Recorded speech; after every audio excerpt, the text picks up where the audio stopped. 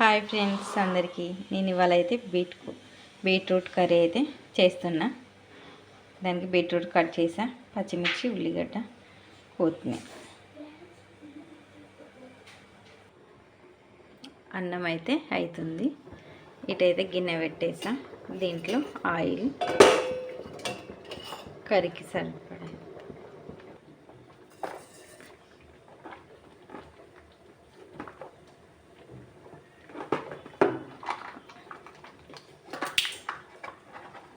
ఆవాలు వేసేసాం, జీలకర్ర,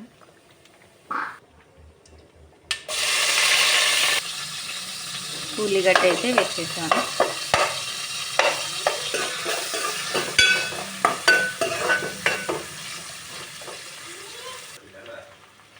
ఉల్లిగడ్డలు అయితే ఇలా వేగుతున్నాయి, ఇంకొంచెం వేగనిద్దాం.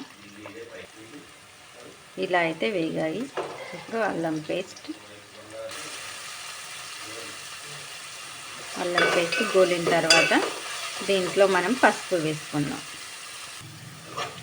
పసుపు అయితే వేసేసానండి. దీంట్లో ఇది కొంచెం మగ్గిన తర్వాత బీట్రూట్ వేసేద్దాం.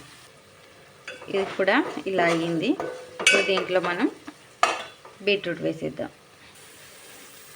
ఇందులో బీట్రూట్ అయితే వేసేద్దాం. ఇప్పుడు కలుపు, మూత పెట్టేద్దాం. 2 మినిట్స్ అయింది కదండి. ఇలా అయితే మగ్గింది. అడుగంటకుండా మనం మిడిల్లో కలుపుతూ ఉండాలి.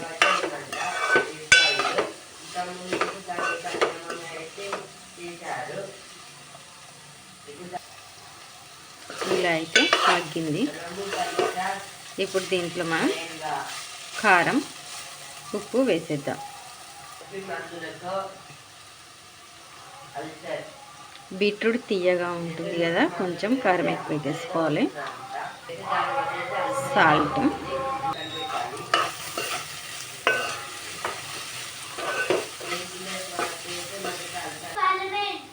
కొద్దిసేపు అయితే మనం మూత పెట్టేసుకుందాం, ఎందుకంటే ఉడుకుతుంది కాబట్టి. లైట్గా దీంట్లో కొంచెం ధనియాల పొడి యాడ్ చేస్తున్నాం.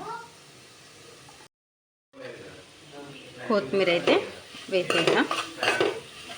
కర్రీ అయినట్టే.